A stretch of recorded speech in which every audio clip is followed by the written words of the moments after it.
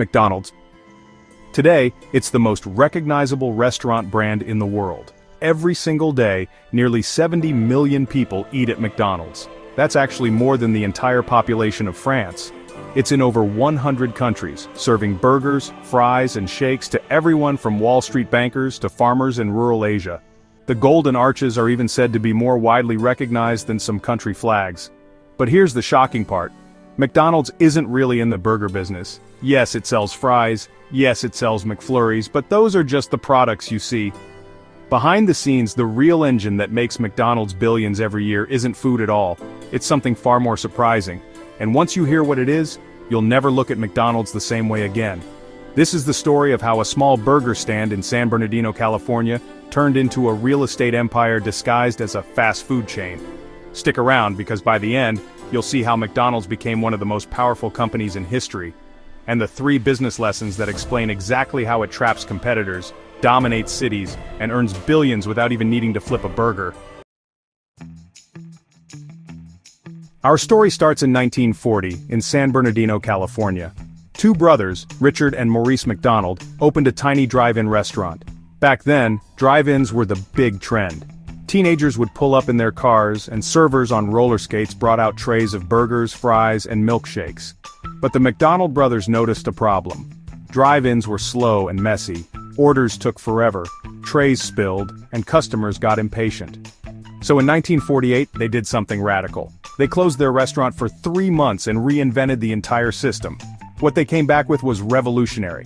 No waitresses, no car hops, just a walk-up counter, a limited menu of burgers, fries, and shakes, and most importantly, the speedy service system.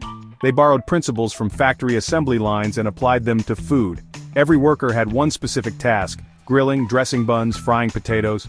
Orders came out in seconds, not minutes, and it worked. Customers loved the speed, loved the price, and soon, lines wrapped around the block. The brothers had invented the fast food model that would transform the world. But here's the catch. The brothers weren't ambitious empire builders, they were perfectionists. They cared about running their one restaurant smoothly, not about creating hundreds more. And that's where a man named Ray Kroc enters the story. Ray Kroc wasn't a chef. He wasn't even a restaurant owner. He was a struggling salesman selling milkshake machines in his 50s. When Kroc heard that one restaurant in California was ordering 8 of his machines at once, he was stunned. Who needed to make 40 milkshakes at the same time? Curious, he visited the McDonald brothers. What he saw blew his mind. The lines, the efficiency, the speed, the simplicity of the menu. Kroc realized this wasn't just a restaurant, it was a blueprint for a nationwide business. He begged the brothers to let him franchise the concept. They were skeptical, but eventually agreed.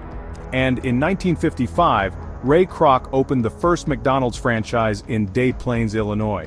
From there, the growth was explosive. By 1960, there were over 200 McDonald's restaurants. By 1970, more than 1,000. But here's the twist. Ray Kroc wasn't just a better salesman, he also discovered the real secret to scaling McDonald's, and it had nothing to do with food. Running a franchise sounds simple. A local owner pays McDonald's fees, builds a restaurant, and sells burgers. McDonald's makes money from royalties. But Kroc noticed a flaw. If the franchisee failed, McDonald's failed too. So he flipped the model.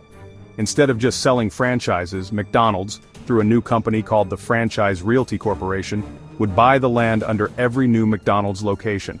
The franchisee would pay rent to McDonald's, on top of their royalties. This changed everything. Because now, McDonald's wasn't just in the burger business, it was in the real estate business. Think about it. Every time a new McDonald's opens, McDonald's itself owns the land. Franchisees take the risk of running the restaurant, but McDonald's collects rent, whether or not they succeed. That rent, stacked across tens of thousands of locations, became the hidden engine behind McDonald's billions. Today, McDonald's owns some of the most valuable commercial real estate on earth, from Times Square in New York, to the Champs-Élysées in Paris, to premium spots in Tokyo, London, and Chicago. In fact, McDonald's is now one of the largest real estate companies in the world, with a property portfolio estimated at over $40 billion. Ray Kroc once put it bluntly, "We are not technically in the food business, we are in the real estate business." The only reason we sell 15-cent hamburgers is because they are the greatest producer of revenue from which our tenants can pay us rent. And that's the secret no one sees. McDonald's is a landlord first and a burger joint second.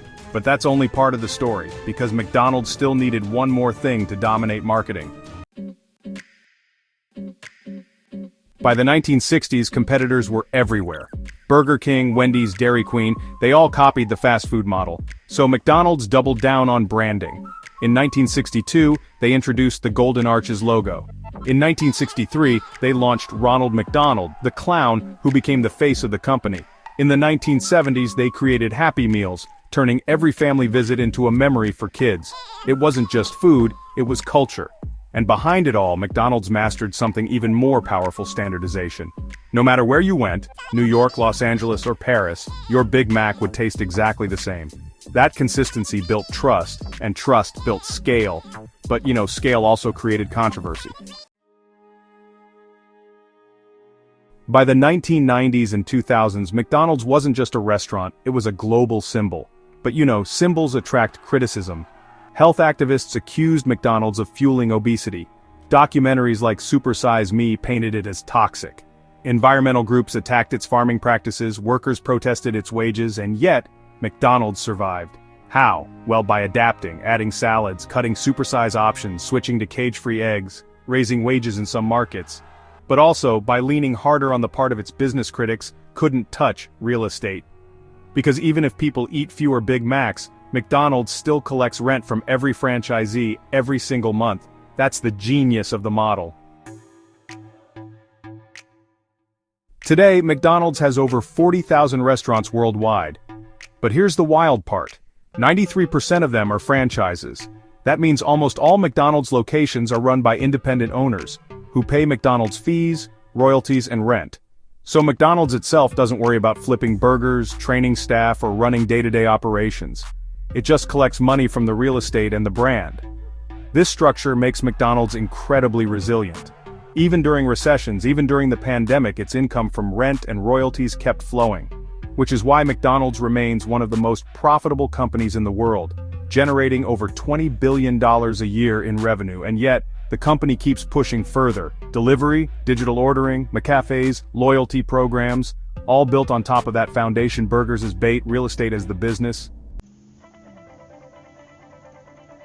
So, what can we learn from McDonald's? Lesson 1: own the foundation. The McDonald's brothers built a great product, Ray Kroc built a great system, but the real wealth came from owning the land beneath it all. Lesson 2: scale isn't about doing everything yourself. Franchisees take the risk, McDonald's takes the cut. Lesson 3: perception matters. To the public, McDonald's is a burger chain, but in reality, it's a real estate empire wearing a clown costume. McDonald's is the ultimate business paradox, a burger joint that got rich not by selling food, but by selling land. And maybe that's the biggest takeaway of all: the companies that dominate the world often don't make money the way you think they do. So, next time you walk past the Golden Arches, remember, you're not just seeing a fast food chain, you're looking at one of the largest, most profitable real estate empires in human history. Now here's the question for you: if McDonald's isn't really in the burger business, what other companies might not be in the business you think they are? And if you want to see the hidden flops and failures of companies that nearly went bankrupt before becoming the world's most valuable empires, make sure you hit subscribe, because that video is coming up next. Thank you for watching. Until next time.